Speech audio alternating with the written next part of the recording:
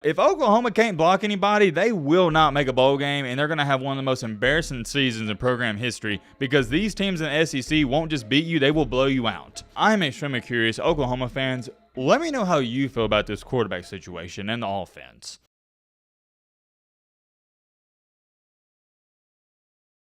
Ladies and gentlemen, boys and girls, hope all of you had a great weekend watching some college football. Hope you're having a great start to your week. If not, hope this video can make it a little bit better. We had a lot of interesting situations ongoing Saturday that are going to continue to get bigger and bigger and bigger throughout this week and maybe even throughout the season. And there's two teams in particular that stick out to me. In this video, we only have time to talk about one of those, and that is no other than Oklahoma. If you're watching this video, I assume you're a college football fan, and if you're a college football fan, I assume you watched the Oklahoma versus Tennessee game. Biggest game of the weekend turned out to be an absolute dud because Oklahoma looked like hot garbage. I think somebody forgot to tell Jackson Arnold they had a game on Saturday because what in the world was that? It was pitiful. You can't state enough how awful, and I mean awful, he was. You know what? I think this puts into a great perspective. There were people on Twitter claiming that Jackson Arnold is the new DJ Oogamadoogie. That's how bad he was. And I'm going to rag on Jackson Arnold more in this video, so just be patient. We're going to get to all that. Oh yeah, by the way, shout out to this comment on one of the reaction videos we did on Saturday. Matt B. Baldy was a middle school legend. Much respect and love, my brother. Always nice to get some kind words in the comment section from time to time. Well, never mind. I thought we were past the Diddy jokes, and I wasn't going to read another comment until I just stumbled across this. Matt B. Bald was a middle school legend at Diddy Academy? Come on, man. I ain't gonna hold you.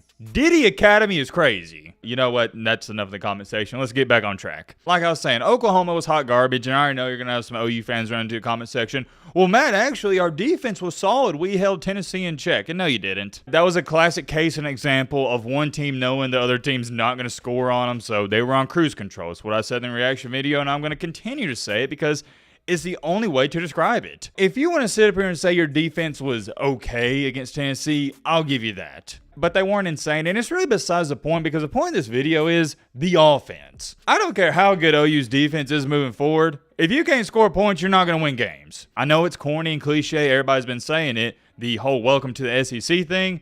But seriously, you're not in the Big 12 anymore. Oklahoma, without having a decent offense in the Big 12 in previous years, could still muster out 8 to 10 wins. But in the SEC, whew, nah, you might not even muster around a bowl game if you don't have a good quarterback. And it's kind of crazy to say this, especially from a talent perspective, but Oklahoma looks like one of the worst teams in the SEC currently. The only team I'm confident that they can beat right now is Vanderbilt and Auburn. That's about it. I'm not confident they can beat Arkansas. Arkansas is looking like a solid ball club, and same thing for Florida. I know everybody rags on Florida, but if they played Oklahoma tomorrow, I'm picking Florida. At least Florida is somewhat piecing things together on offense. I know their defense is sus, but different conversation for a different day. Point is, I'm not confident in this Oklahoma team, and I don't know why any of you would be either. After the game, Brent Venables said this, quote unquote, "We'll figure out who the best guy is to help us get to number 4, find our 4th win." And here's the thing that concerned me the most about Oklahoma is a lot of their guys were getting beat on their matchups. It wasn't just bad quarterback play. Quarterback play was the main reason you lost, but there were other guys getting beat left and right. Oh, wait a minute. You don't agree with that? You think that's some lousy take or an opinion?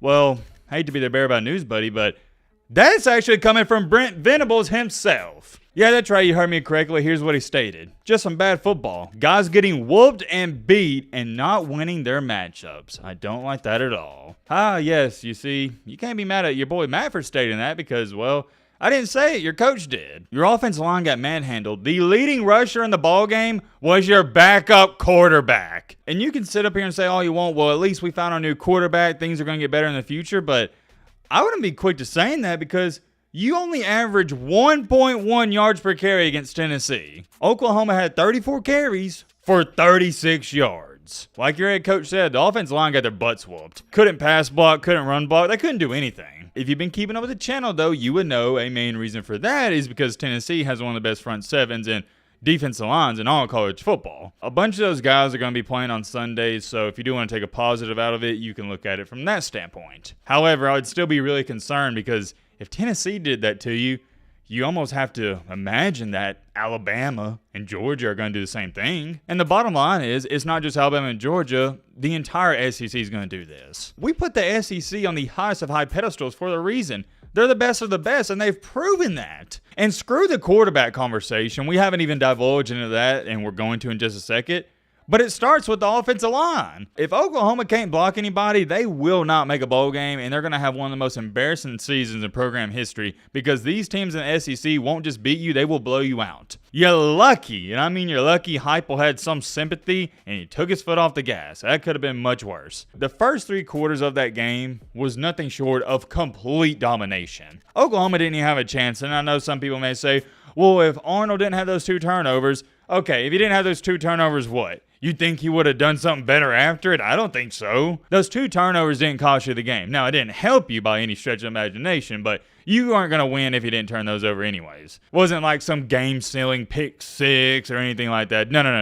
Even if you would have scored a touchdown on Jackson Arnold's first fumble on the goal line, you still would have lost. Moving along here, though, let's talk about this quarterback dilemma situation. Do you really want me to sit here and say it again? Okay, I will. Arnold, he sucked. That's all there is to say. It was abysmal, embarrassing, disappointing, whatever word you want to throw in there. The backup, Hawkins Jr., he was pretty good. I don't mind saying he was good, especially when you take a look at the numbers. 11 for 18, 130, 1 touchdown, 0 INTs, and had an above average QBR. And what I like most about him is he didn't have some disastrous play. He read the defense fairly solid, and I believe, if I'm not mistaken, I know he's a freshman, but is he a true freshman? I can't remember if he's a true freshman, but either way, he's a freshman. He also had a couple of nice scrambles. He did things that would please me if I'm the offensive coordinator. Moving forward, of course, my opinion doesn't factor into this, not even to the slightest. I'd go with Hawkins Jr. in the next couple of games. I've seen enough of Jackson Arnold this season. He's not the guy. Doesn't impress me. And a matter of fact, you could state the past couple of games for the Tennessee one, he wasn't too hot. Not to say that he can't be good in the future, but as where it stands right now, he is not very good. He's not even average. Here's a fun fact for you. When it comes to QBR, which is a rating on a scale of 1 to 100, 50 being average, he ranks 110th in the nation. 110th in the nation, playing for Oklahoma. It also doesn't help old Jackson Arnold that Oklahoma fans, they're used to having great quarterback play. Kyler Murray, Baker Mayfield, Jalen Hurts, Sam Bradford, Dylan Gabriel, the list goes on and on and on. The standard at Oklahoma for quarterback play isn't even good. It's great/elite. And Arnold isn't even good. He's not even average. He's bad right now. And the problem with this, I guess we got to start labeling this as a quarterback competition moving forward, is Hawkins Jr., he doesn't have a lot of experience. This isn't a situation where you got some like junior or senior backup that could be ready to go. He knows the system. No, it's not that at all. And I'd be willing to bet in these next couple of games, if Hawkins does start or play, he is going to make some freshman mistakes. But here's the thing with that. Arnold is making those same freshman mistakes, and he's been there a while. I think it's time to pull the plug. You got to go with the rookie, the young buck, whatever you want to call him. And yeah, the rest of the season, it falls in his hands. And here's the thing people haven't been talking about. Oklahoma is extremely fortunate they didn't lose to Houston and Tulane. They barely skimmed past those teams. So all things considered, they're in a good position considering how poorly they've played up until this point. Moving forward, you play Auburn this Saturday. And I know Auburn, they suck, and they have a quarterback dilemma on their hands currently as well. But anytime you go into Jordan-Hare Stadium, it's not going to be easy. Then after that, you got the number 1 team in the country, Texas. Do we even need to do a preview on that game? At this point in time, nobody's picking Oklahoma to win that one. So that's 2 hard games. South Carolina, they're looking better than expected. Then you got to play Ole Miss, the Lane Train. Then you got a Cupcake. Then you play Missouri. They don't look hot, but still a solid team. Alabama, I don't need to say anything about that. And LSU. It's not looking good. And as where it stands right now with these games remaining, I'd say I'll give you the Auburn one.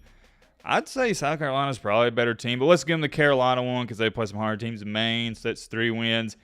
And I don't think they beat Missouri, Alabama, or LSU, so that's only 3 more wins. So right now you're looking at 6-6. And that's me giving you the benefit of the doubt against Auburn and Carolina. We know Auburn and Carolina can beat Oklahoma. I'm not concerned about OU's defense. It's just the offense. If you can't score more than 20 points per game, it's going to be hard to win. Who knows what's going to happen there? And let's do this. I'm extremely curious. Oklahoma fans, let me know how you feel about this quarterback situation and the offense. Do you want to give Jackson Arnold another chance? Do you want to go with the young guy? Let me know. I'll also address this. Some of the arguments in the comments might be, oh, well, just because Jackson Arnold had 1 bad game, it doesn't mean you can write him off. And I agree. But the thing with Arnold is it's not like he played great up until this point. He was struggling against Houston and Tulane all year long pretty much. I just don't think he's the guy. You got to roll with somebody else. I'm curious. Let me know your thoughts down below. But